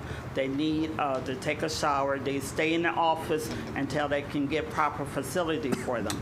So when we were addressed with foster kids not being able to shower anywhere, I didn't know a location in Live Oak. The only place that I knew of was the Busy Bee. So it's a issue that we're dealing with, not being able to bathe, wash their clothes, have a meal and stuff like that. And it's a called Care Portal, and that is helping foster kids with their needs and stuff. It don't even have to be a foster kid. It could be any kid that needs help. So that's what I've been reaching out for, and I'm going to start explaining it to us as a church and as a community, how we can help foster kids. I am a foster child, I went in home when I was 9 years old, and 55 years later, I was connected with all my brothers and sisters. So I want to reach out and help people, and I'm adamant about helping the children. Well, praise you for doing that. It's always a good thing when somebody does that. My only question to that whole thing was, how would it be supervised, or is there a plan in place for how that would work? Well, Ms. Scott, she'd be old enough to get those. And I think, what the other lady, she was there, that she had some veterans that need to get baths. She was talking about those veterans and get showers as well. I mean, I guess they would get a plan and then submit to us. I have a license to oversee children that have needs and stuff, so we would definitely supervise them. We wouldn't just send kids to go take a bath. I would be there. I'm certified. I have a license to do that. Well, you know how people are. You leave something open, they'll destroy it. I don't care where it's at. I'm blessed. I've been working in the community for 25, 30 years, and I've taken care of everything I tried to do. So I'm believing that we will work to make it work. Can you get us up a plan or something you can submit to the board if the board so choose? I want to introduce you to Jared. Jared, you come up here, please. He's over the North Florida flapper, and we're working on getting it together in the community. Let him have some words and comments. Okay, yeah. So I wasn't really prepared to speak exactly to the. Go ahead. Name and address, please, if you Jared don't mind. Pfeffer, and I live 4793 94th Place, Live Oak, out in the county. Yeah, so I'm the president of the North Florida FAPA, which is kind of encompasses circuits 3 and 8. I'm also a foster parent, and I met Yvonne not too long ago, and we've started looking at the area and resources that are available in the area to be able to help our foster kids. I don't know if you know the numbers, so I brought some numbers just to kind of add to the discussion so that you could see the, I guess, the sense of urgency around the issue. So Suwannee County, you've got 149 kids in foster care. You've got 10 foster homes. So you can see how the numbers are pretty stark. So what ends up happening is the kids have to get sent out of county, which, as you can imagine, if you were going to school, you were maybe playing a sport, and you got put into foster care, that's going to really disrupt your life. So we have some resources that can help. But things like she's talking about the shower issue. We do have kids that are sleeping in offices here in Live Oak that we can't find placement for, that needed a shower. I believe the Busy Bee did step up and said, hey, they can come shower here. But and that's kind of the way our community-based care system works, is that the community needs to be able to step up and help care for the kids. But I just wanted you to be aware of those numbers and the sense of urgency around this issue. We have plenty of ideas, and we have plenty of people like Ms. Scott and myself that would oversee something like that. But there's some resources that can really come into play. I represent and volunteer for an organization called Care Portal, and what we do is we empower the community at large, community champions we call them, businesses, individuals within the community that can put money forward and can put resources forward to help those kids. So, but just think about those numbers: 149 kids out there, and only 10 foster homes. And I think it's an awareness issue. As you know, when you look at incarceration rates, most people that have been incarcerated have been through the foster system. So if we can take care of these kids now, and give them some permanency, sure, and give them permanency and give them a normalcy, we can really prevent future problems in our community. So. Yeah, I just was sitting here thinking about it, and just a thought. I think, Mr. Scott, didn't we have like some portable bathrooms one time? I think you had ordered up for some events and things. Mm-hmm. I was just thinking if we had some kind of portable showers along that same line, it could be moved to Branford if the need was there. It wouldn't have to be one stationary location. I don't know what that cost looks like, but I have seen those in larger cities and facilities where they had a trailer that could be moved around. The CRA has a portable restroom, but it does not have shower facilities. Okay, I remember seeing something like that. Yeah. I mean, there are some showers around. It would take some coordination to make that happen, but I'll ask staff to reach out to Ms. Scott and Chairman, maybe we could add that to our next workshop just to discuss and and maybe come up with some ideas by then. And if you will, we'd love, to see what you got in mind. Okay, yeah, we would love to forward you some information now that you're kind of aware of the issue and, get feedback and put our heads together to maybe make it easier for some of these kids.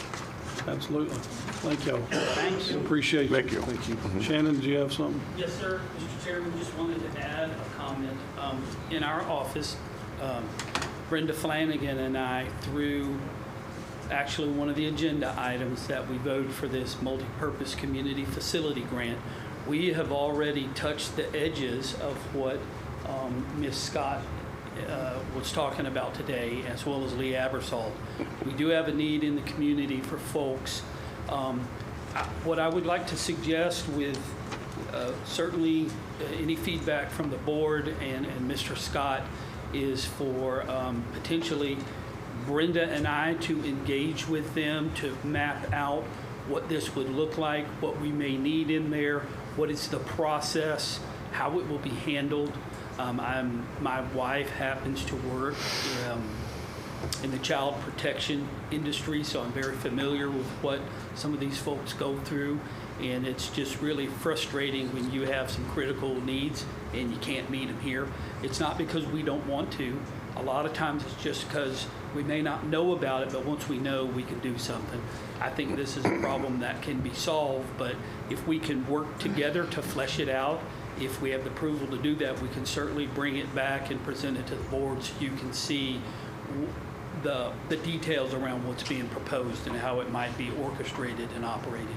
If you're so inclined to do that, I know I'm just going to speak for Ms. Brenda, who's not here tonight. She would jump on this quickly. Just one thing that I would like to ask is that it encompass the whole county, not Absolutely. just here in Live Oak. Sure. And Right. there may be other facilities that could have some small alterations done that could fit a need in many areas of the county. And we would be happy to wrap that into it if that's your directive.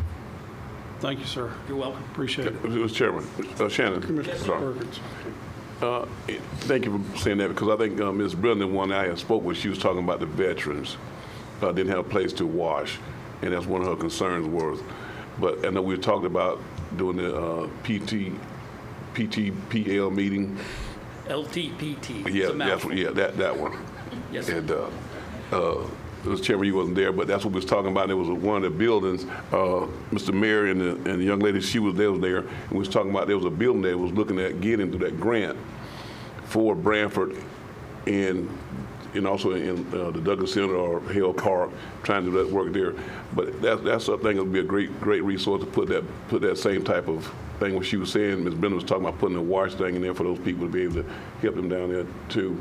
I think you wasn't there, but was talking about purchasing that building down there to do that with. So that'd be kind of encompassing the whole county, so we have some resource for everybody to. Mr. Scott informed me on it. You did? So Okay.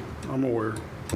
But it just a plan, we need to see what it looks like and Yes, sir.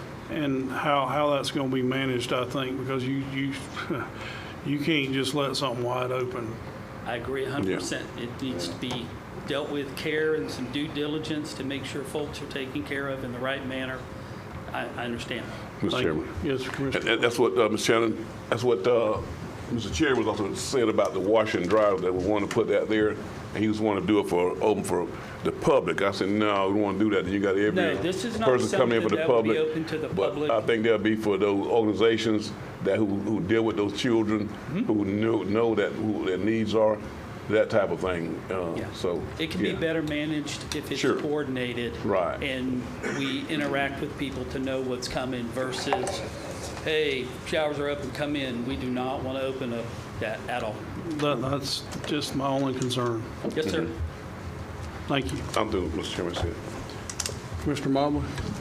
I just kind of want to get back, Mr. Haneke was saying about the RV park, and yet, at the end of the day, it is hard to make a decision on what somebody can do with their property, and you hate to do it, but when you're looking at where the litter barn was located, and she was saying that they weren't using them 4 houses next to that property, she didn't really clarify about her, she was using the litter barn, which is right there. And with the new rules in effect, with a 5-mile radius in between the sites, if somebody else does come closer to the springs or a better location, then you'd have to turn them down anyway, because they would have the one at the chicken farm, and then you couldn't do nothing else. But yeah, it is tough to have to do it, and I hate having to do that, but you're kind of put in this position, you got to make a decision. And I appreciate everybody for coming too as well. Thank you. Yes. Commissioner Hale? Just thank everybody for being here. We appreciate our employees. They do a lot. I always say this, to make us look really good up here sometimes. Sometimes they make us look really bad, but for 99% of the time they do great, and I'm proud of each and every one of them. And I'm glad to hear God's word and his name being spoken in these meetings. Yes. Don't ever want to leave that out, and I appreciate every bit of that. Thank y'all. Thank you, sir. And I'm going to just agree with Commissioner Mobley. I take no pleasure in turning somebody down for the use on their own land. It was hard.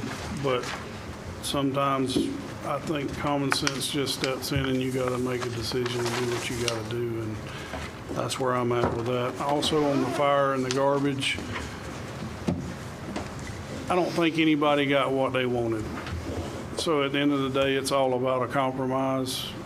They want more, we gave less. We'll make it work. So that's where I'm at with that assessment thing. So just wanted to throw that out there. I won't keep us no longer. I just need a motion to adjourn. So move. Motion Second. by Commissioner Hale, second by Commissioner Perkins. All in favor, aye. Aye.